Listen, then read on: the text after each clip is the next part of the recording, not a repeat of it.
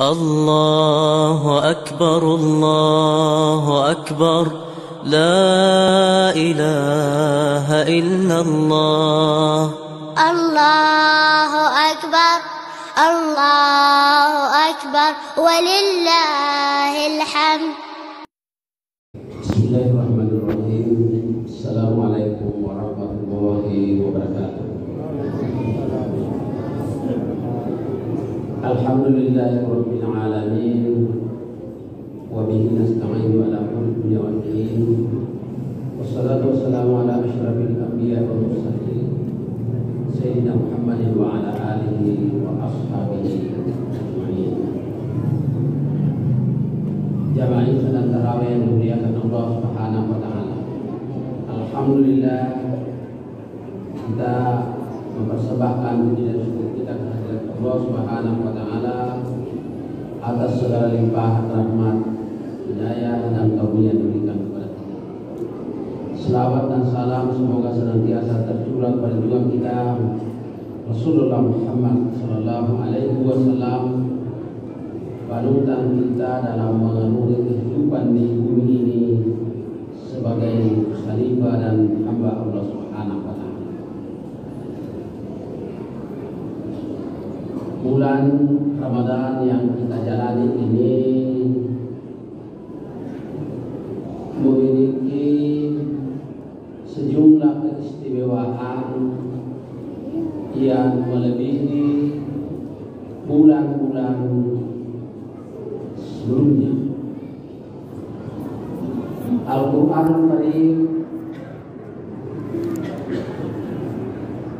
membicarakan sosok hamba Allah Subhanahu wa taala yang termasuk hamba-hamba pilihan yang disebut sebagai ulul albab. Di dalam surah Al-Imran ayat 190 Allah Subhanahu wa taala menegaskan, A'udzubillahi minasyaitonirrajim. Bismillahirrahmanirrahim.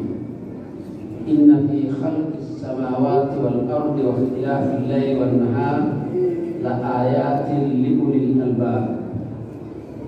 Sesungguhnya penciptaan langit dan bumi, pergantian malam dan siang sungguh menjadi tanda-tanda kebesaran Allah Subhanahu wa taala bagi ulul albab. Kita membaca terjemahan ulul albab itu dalam arti atau terjemahan orang-orang yang berakal, orang-orang yang berpikir. Tetapi kalau kita memperhatikan ayat-ayat berikutnya mengenai karakter atau ciri dari ulul albab itu, sesungguhnya kita bisa mengatakan ada 3 cirinya. Alladzina yadhkuruna Allaha qiyaman wa qu'udan wa 'ala junubihim. Ciri pertama adalah mereka yang selalu berzikir kepada Allah Subhanahu wa taala dalam seluruh aktivitasnya, dalam seluruh posisi dan fungsinya. Kita punya posisi ini hanya ada 3, dan itu disebutkan dalam ayat ini: kiamat, diri, duduk, dan berbaring. Mereka yang ulul albab itu pada 3 posisi itu selalu dalam suasana zikir kepada Allah Subhanahu wa taala. Setelah berzikir, wa yatafakkaruna fi khalqis samawati wal ardh. Lalu kemudian mereka berpikir tentang penciptaan langit dan bumi. Dan kemudian menimbulkan kesadaran ketuhanan, kesadaran akan kemahakuasaan Allah Subhanahu wa taala. Tetapi sesudah itu mereka mengikutinya dengan melakukan amal-amal saleh. Itu kita temukan dalam bahagian lanjutan ayat berikutnya. Fastajaba lahum rabbuhum anni la udhi'u amala amilin minkum. Allah Subhanahu wa taala menerima mereka bagi mereka yang melakukan amal-amal saleh, baik laki-laki maupun perempuan. Artinya hamba-hamba pilihan Allah Subhanahu wa taala yang disebutkan di dalam surah Ali Imran ini, yang disebut Ulul Albab, itu selalu memelihara keseimbangan antara zikir, pikir, dan amal soleh. Sebenarnya waktu untuk berzikir, kalau kita mencoba melihat di dalam praktek yang diajarkan oleh Rasulullah SAW, itu tidak begitu banyak yang formal, tetapi sebenarnya mestinya seluruh kegiatan kita ini selalu dalam zikir kepada Allah Subhanahu wa taala. Berpikir waktunya cukup banyak, apalagi melakukan amal-amal aktivitas yang bernilai ibadah di sisi Allah Subhanahu wa taala. Pikir kita dan amal-amal kita itu hanya akan bernilai ibadah kalau landasannya zikir. Bulan Ramadan ini kita merasakan semua betapa zikir itu diberikan porsi yang banyak, baik yang formal maupun dalam kehidupan kita, dalam aktivitas kita di luar ibadah-ibadah bahda. Kita hadir di tempat ini yang kita tidak temukan pada bulan-bulan lainnya, itu suasananya suasana zikir yang lebih banyak.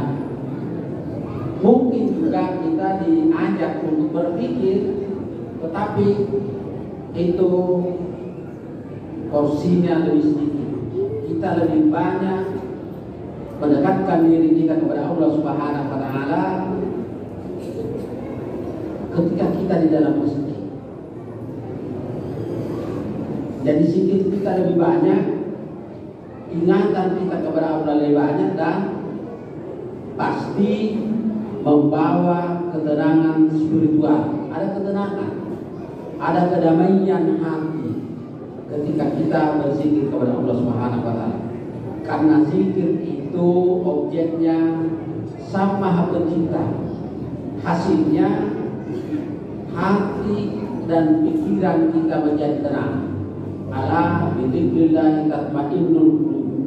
Ketahuilah bahwa dalam berzikir kepada Allah Subhanahu wa taala hati akan menjadi tenang. Ini yang banyak sekali kita rasakan di bulan Ramadan ini. Di siang hari ketika kita beraktivitas, kehati-hatian kita dan kesadaran ketuhanan kita juga justru lebih banyak, lebih meningkat daripada di luar Ramadan, karena kita memelihara kualitas ibadah puasa kita, sehingga yang akan memperkuat kualitas ibadah puasa kita adalah ketika selalu kita berzikir kepada Allah Subhanahu wa taala. Memang di luar Ramadan dan dalam seluruh keseharian kita zikir itu menjadi awal dan landasan kegiatan kita. Begitu kita terbangun dari tidur, zikir dulu. Alhamdulillahilladzi ahyana ba'da ma amatana wa ilayhi nusyur. Jadi ikatan kita ke atas kepada Allah Subhanahu wa taala. Ketika kita memulai pekerjaan, semuanya harus mengingat Allah Subhanahu wa taala. Karena ibadah dan aktivitas kita itu hanya bernilai ketika kita ingat kepada Allah Subhanahu wa taala. Maka bisa jadi dalam keseharian kita, pekerjaan kita secara formal, secara lahiriah sama, tetapi nilainya di sisi Allah Subhanahu wa taala berbeda. Mengapa berbeda? Karena ada yang dimulai dengan zikir, ada yang tidak. Hasilnya mungkin sama, tapi nilainya di sisi Allah Subhanahu wa taala berbeda. Itulah sebabnya maka seluruh aktivitas ibadah, mahda dan gairu mahda, itu titik startnya niat. Innamal a'malu binniyat. Dan ketika kita berniat itu sesungguhnya landasannya adalah kesadaran ketuhanan kita, bahwa kita melakukannya untuk mencari ridha Allah Subhanahu wa taala. Puasa ini baru sah kalau kita memulainya dengan niat, dan kita mestinya mengulang-ulanginya setiap malam. Jadi berniat sebelum terbit fajar. Niat itu sesungguhnya zikir. Bahkan ketika kita mau tidur, zikir juga, bukan berpikir. Kita menyerahkan diri kita kepada Allah Subhanahu wa taala dan kemudian kita tertidur. Ini pada bulan Ramadan ini kita merasakan betapa Allah Subhanahu wa taala memberikan tugas kita, dan dicontohkan, dipraktekkan oleh Rasulullah SAW bagaimana kita berinteraksi dengan sesama, bagaimana kita beribadah kepada Allah Subhanahu wa taala, bagaimana kita berperilaku, bagaimana membersihkan rohani kita dengan memperbanyak zikir. Dan tentu saja di sela-sela kita berzikir, kita pun berpikir. Cuma memang ketika kita berpikir, yang objek yang kita pikirkan itu adalah ciptaan Allah Subhanahu wa taala. Hasilnya Anda rasa capek, ada rasa lelah ketika kita berpikir sangat sibuk. Apalagi ketika yang kita pikirkan, yang kita cita-citakan itu kemudian sesuatu yang sangat berat. Apalagi ketika yang kita pikirkan, yang kita cita-citakan itu tidak tercapai, padahal perhitungan kita akan tercapai, itu akan sangat melelahkan.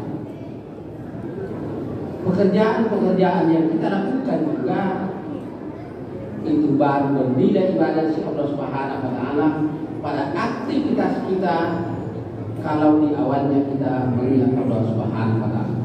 Jadi kuncinya sebenarnya kalau kita ingin menikmati kehidupan ini, kalau kita ingin hidup tenang dan tentram, apapun fungsi, kedudukan dan peran kita di masyarakat, adalah dengan selalu berzikir kepada Allah Subhanahu wa taala.